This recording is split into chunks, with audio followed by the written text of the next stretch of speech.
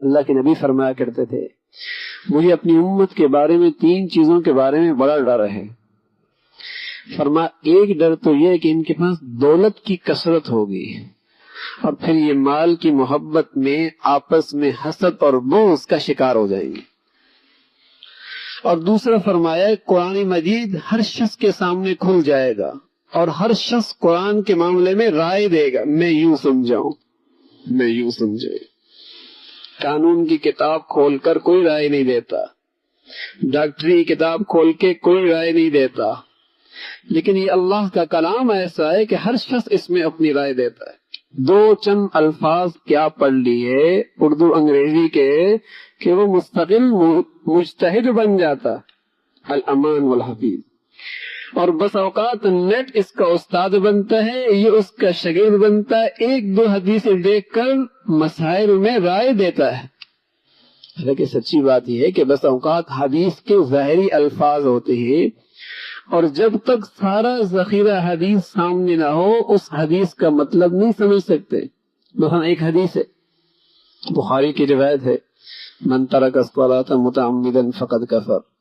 ظاہری مطلب تو اس کا یہ ہے جو آدمی جان بوجھ کے نماز چھوڑ دے وہ کافر ہو گئے.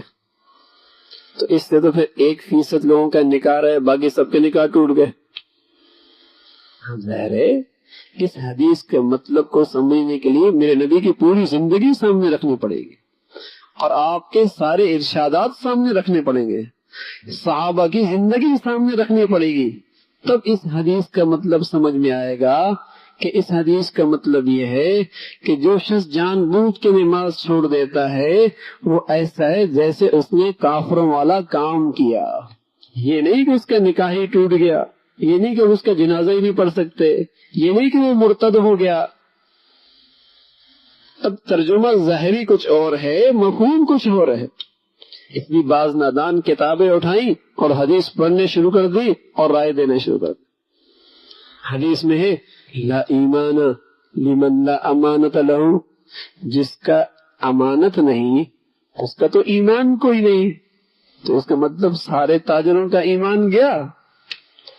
ظاہر ہے اس حدیث کا مطلب یہ نہیں کہ سارے مسلمان نہیں رہے، اس کا مطلب یہی ہے کہ بڑھیا ایمان نہیں ہے، ایمان کی حقیقت نہیں ہے جس کے پاس امانت نہیں.